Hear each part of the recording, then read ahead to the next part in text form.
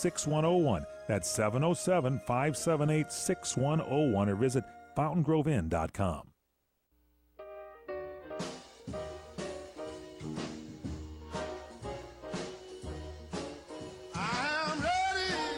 Welcome back, everybody. It is your show. It's the PM Show with Mr. Robert Conrad. Give us a call, 800-336-2225, 800-336-2225. Yeah, right on, brother. Sir. Go ahead now. Let's go back to France. The next question is, yes, Victor Bueno. I want to say, what memories do you keep him?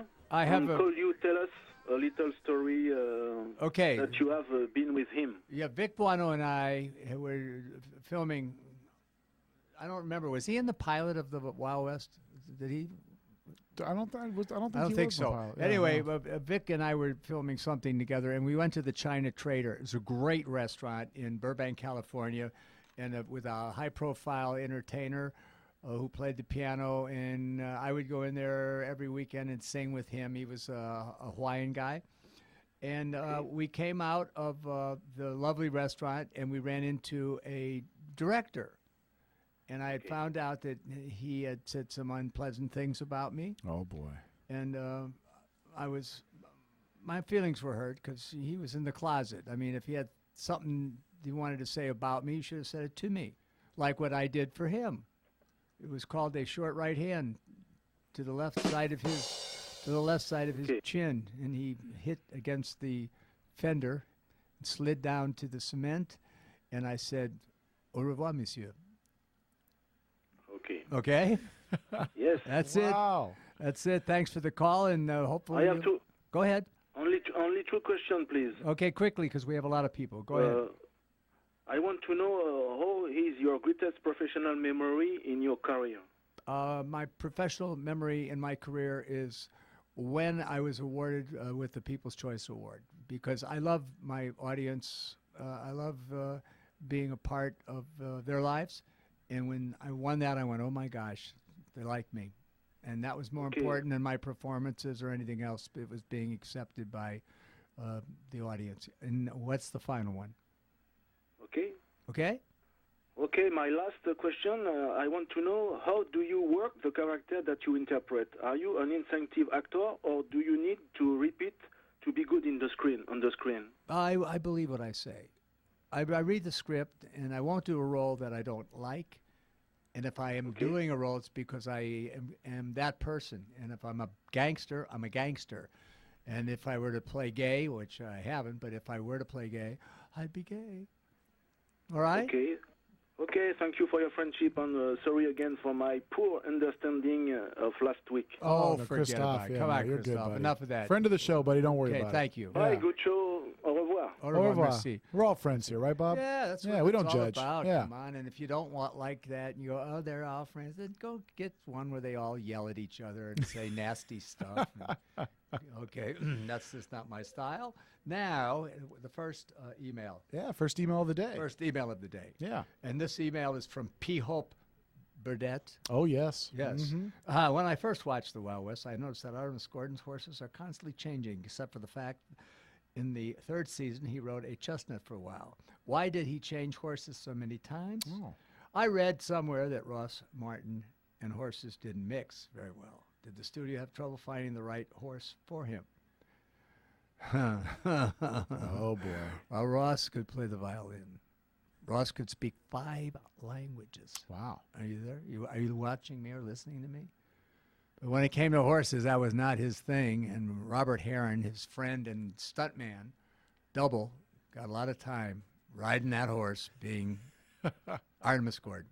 Now, my best friend is a huge Michael Landon fan. I wonder if you might share any memories of Michael you may have. Did you know him very well? I knew him very well. I listened to one of your past broadcasts when you mentioned when you, Nick Adams Land, were celebrating Michael getting the role of Little Joe in Bonanza. Okay, first things first. I knew him very well because we were all young actors hanging out on Sunset Boulevard, drinking beer and talking about why we didn't get the role and someone else did. Michael, when he passed away, was a multimillionaire, and he gave to Malibu a beautiful plot of land that overlooked the ocean as a gift. And when he first got the role in his show, we celebrated, as I've said on the show before, at a high-profile restaurant. And he was laughing, and he was saying, "You're getting $250 a week. Ha, Conrad, I'm getting $1,000." I said, "Oh, shut up."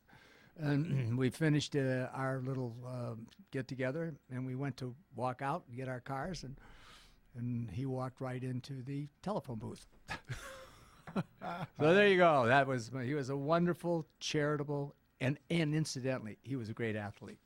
Okay, there you go. Michael Landon. God bless you, Michael. I love you. Yeah, absolutely. Great actor. We miss him a lot. Yep, and Nick Adams, and I survived it. It's amazing sometimes those that make it and those that don't. All right, now let's go to is it which I keep forgetting? Is it We're going phones. phone? Let's Yeah. go to Kevin. Hey, Kevin in Torrance, what's up, brother? How you doing? I'm just calling in today from Torrance. Yes. I wasn't sure if Be if careful. I had the right show. Yeah, I wanted to. Wasn't sure if I had the right show, but wanted to talk to 315 Romeo Charlie. That's it. And you know something? I flew that today. I'm not exaggerating. I was driving to the studio today, and for some reason, a plane flew over, and I said, "Damn, would I love to have been in that airplane." Yeah, this is 315 Romeo Charlie. So go ahead. What else, Kevin? Okay, so my question today is, since you're from the Chicago area and everything, I was curious if you ever ran across Mr. Hefner in your travels. Oh, Yes, I did. Weren't we talking about Hugh? Yeah, Mr. Hugh Hefner. Yeah. We were talking about with the Tomas, weren't we? I think we were actually talking. You know, it's a funny story. My family's from Chicago as well. My grandmother worked at an ad agency with Hugh Hefner. Wow, how about that? And I asked her, I said, Grandma, that's a really interesting story. What do you remember about Hugh Hefner? She says, oh, he used to tell a lot of dirty jokes by the water cooler. Well, I know Hugh.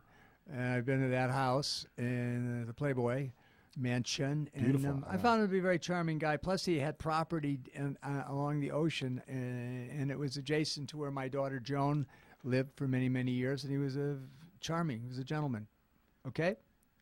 Excellent. Okay, Kevin, So thanks. I'm Yeah?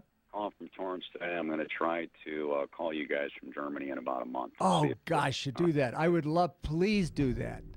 I would All love right. that. Okay? You got my word on it, buddy. You hang in there. Okay, Thanks, Kevin. Bye-bye. Appreciate it, buddy. All right. So anyway, I mentioned that I'm Nate, right? You're Nate. We're only going up from here. Well, this is I don't it. know if I don't ever remember being a 9. I think I remember a show where you were a 9. Wow. I do remember that. Absolutely. Yeah. Yeah. We're going for it. Yeah, we're going. We're going for it. Keep the Well, Java coming, Courtney. Yeah, yeah. I got some. I don't know if we should share it with the with our friends. You better watch it, Bob. Well, you're getting red. Why are you getting red, man?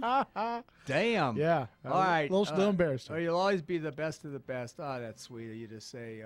In my younger days, back in the 70s, when I was in the business as a stuntman, I had the honor and privilege of running into you several times. So I hope you didn't run into me, but I know what you're saying. As time moved on, I grew older. I drifted away from the business for one reason or another, but I always try to keep track of you. I heard about your unfortunate accident. Also, the reason why I'm sending this email is I hope that what I've heard through the grapevine ain't true, that you need a kidney donor. If you do, please count me in. Oh, wow. If you don't, I'm very happy. Come on. Did someone just offer you a kidney, Bob? Yes, does it get any better than that? The best of the best, with the utmost admiration, affection, Jesse DeCristo. Well, thank you, Jesse. We'll be back.